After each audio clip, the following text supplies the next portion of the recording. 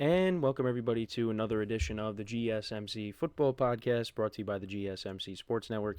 As always, I'm your host, Kenneth Grunfelder, and it's great to have you guys here on this Tuesday, January 14th. We have a lot to talk about on the show today, as we normally do. Before I get into that, just want to remind you guys, as always, to tip or donate, get your comments recognized. Make sure to hit that super chat button in the chat if you want to see me acknowledge any thought or comment you may have throughout the live broadcast. It makes the show more lively, more entertaining between myself, the host, and you guys, the viewers. We appreciate you guys' viewership each and every day, so any contribution you can make to the show means the world to us as we put out content for you guys each and every day. And also, the other way to help out the show is by going to the link at the bottom of the show segment on the ticker, GSMCPodcast.net. That is GSMCPodcast.net. So, let's get into what we are going to discuss for today. So we will recap last night's game to start off the show between the Rams and the Vikings. The Rams winning 27-9. So we'll get into the specifics of that. We will also talk about the Cowboys and Mike McCarthy parting ways. So I know we've talked about the Cowboys recently and McCarthy, and the Cowboys, they denied other teams to interview him. But now teams are going to get a chance to interview him because they've officially parted ways. Because I thought when that was the case, well, maybe they are going to bring back McCarthy. But that has not happened. They are moving off of him, so we'll talk about that. And then we'll get into recapping the other games that we didn't get a chance to recap yesterday because there were a couple of non-wild card game topics that I wanted to touch on yesterday. So third part of the show, we'll talk about the Packers-Eagles game, Eagles winning that. We'll talk about the Bills-Broncos game. And then in the final part of the show, we will talk about the Texans-Chargers game. So that's what's on tap for today. So let's get into the first topic, which is recapping last night's game between the Rams and the Vikings. And, of course, game was played in Arizona, the home of the Cardinals, and a lot of Vikings fans at this game. There were Rams fans, of course, but this kind of went how I expected in terms of the crowd. But the game, I mean, the Rams dominated from start to finish. It was never really close. Now, the last time these two teams met, it was back and forth for a little bit. Then the Rams, they pulled away. They got the win. I just thought, for me personally, that the Vikings were going to come out looking better on both sides of the ball. And I thought, because of just the embarrassment that happened last week in Detroit, I thought they were raring to go for this game. Now, there was a couple of points in the game where I thought the Vikings got a bad break. Mainly when Matthew Stafford, it looked like he fumbled and Blake Cashman returned it for a touchdown. I thought, okay, this is a different game here. But then when they reviewed it, and Stafford even said it after the play happened, you see that he does do some kind of forward motion with the ball before, he does some kind of forward motion, and they determined that it was a forward pass, is what I'm trying to say. But, yeah, so the touchdown gets taken away, and then later in the game, the Rams get a defensive touchdown. Darnold fumbles, they return it for a touchdown. Jared Verse, he returns it, and yeah, that's the image you see here, him diving into the end zone for the touchdown. Aaron Donald was actually in attendance for this game last night. The Rams defense, they had quite the day. 2 takeaways of Sam Darnold and the offense. Well, Darnold threw a pick and fumbled. But the big number here is they had on the night 9 sacks. 9 sacks of Sam Darnold.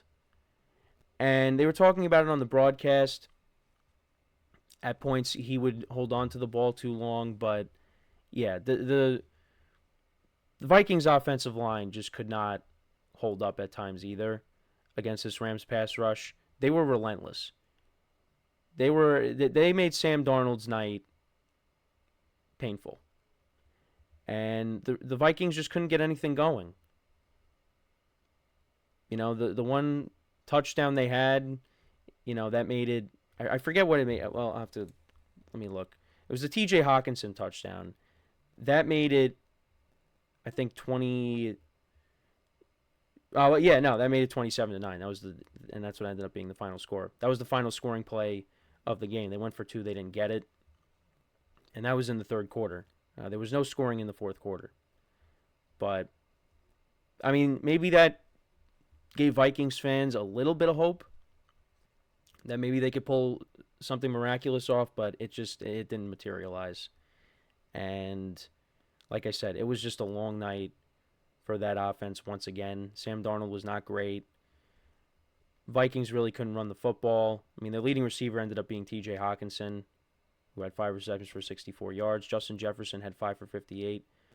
Jalen Naylor, Darnold missed him on a throw that maybe, Troy Aikman said on the broadcast that maybe he could have taken it to the house had Darnold made the accurate throw, because Naylor was wide open and Darnold just missed him. And then actually on the Hawkinson touchdown, Darnold threw it a little bit behind him. It was a great catch by Hawkinson to be able to corral it, and he ended up scoring. So again, similar to last week, Darnold just missed some throws as well.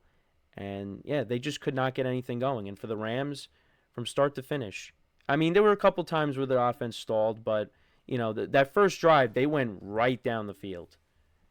Stafford and that offense went right down the field. First drive of the game. That first drive of the game was 7 plays, 70 yards, almost a little over 4.5 minutes of time possession. I mean, right away, first play, 27 yards to Puka Nacua, then another 23 to Higbee. And he had a good game, and then he ended up leaving with a chest injury. So hopefully he's okay for next week when they take on the Eagles. They did go for it. Well, they were lining up to go for it on 4th and 1, and they got a bowler to jump off sides. So that gave him a 1st and goal. And then Stafford connected with Kyron Williams for a 5-yard touchdown. So that made it 7-0. And, they scored on their first 2 possessions. So it was 10-0. Vikings got on the board with a field goal. Like I said, Darnold threw a pick, but that didn't lead to anything. And then, like I said, the fumble that was returned by Gerard Verse for a touchdown. So that made it 7-3. Vikings then turned it over on downs. They went for it on 4th and 2, and Darnold got sacked. And then the Rams turned that into a touchdown. So, yeah, it was 24-3 at the half. So you kind of figured, the Vikings are not coming back from this. And it really does make you wonder, and this is a topic of conversation. One of the things we'll be talking about in the offseason is what's going to happen with Sam Darnold.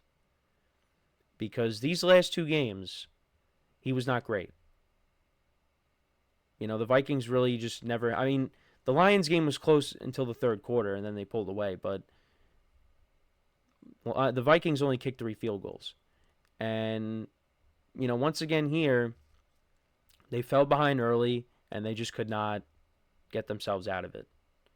And now they're going home. A team that won 14 games this year, they're going home in the first round. And all their losses, including this one last night, came against the Lions and the Rams. Those are the only two teams that were able to knock them off this year. Against everybody else, they went 14-0. And I know there's going to be conversations about, should there be some talk about, changing up the playoff format? I don't think so. Because there's been a lot of complaints about that. I know we've seen that in college, but don't start having these conversations in the NFL, because this happens. This happens. And, we're in the divisional round now. We've seen, number 1 seeds getting knocked off in the divisional round before by wildcard teams. We saw a 9-7 Giants team knock off a 15-1 Packers team in the divisional round. It happens. And this was just a unique circumstance. You had 2 teams that had over 14 wins this year in the same division. And a 3rd team that won 12. Right, the Packers won 12 games. Either way, the NFC North was a gauntlet this year. So, that's why you had a 14-3 team make the playoffs. Because there was another team that went 15-2. The Packers went 11-6. My mistake. It was a unique circumstance. So don't be having these conversations of, the Vikings, they should have been home for this game. Well, guess what? Kind of looked like a Vikings home game when you saw all purple in the crowd. So, it is what it is. And look at what the Rams had to deal with. They were talking about it on the broadcast with everything going on in California, the schedule that they had to be on, all the people that they had to bring over from L.A. to Arizona for this game. It was 400 people. They had to go through a lot. They went through a lot. So, the Vikings should have came ready for this game. And they weren't. From start to finish. The Rams are ready to go, and they're moving on to take on the Eagles once again. And we'll preview that matchup on Friday. Those two teams have met before, and that was the night Saquon Barkley had over 240 yards rushing and 2 touchdowns in that game. So we'll see how they match up against them this time. I think it'll be a different game. Well, obviously because it's being played in Philly now.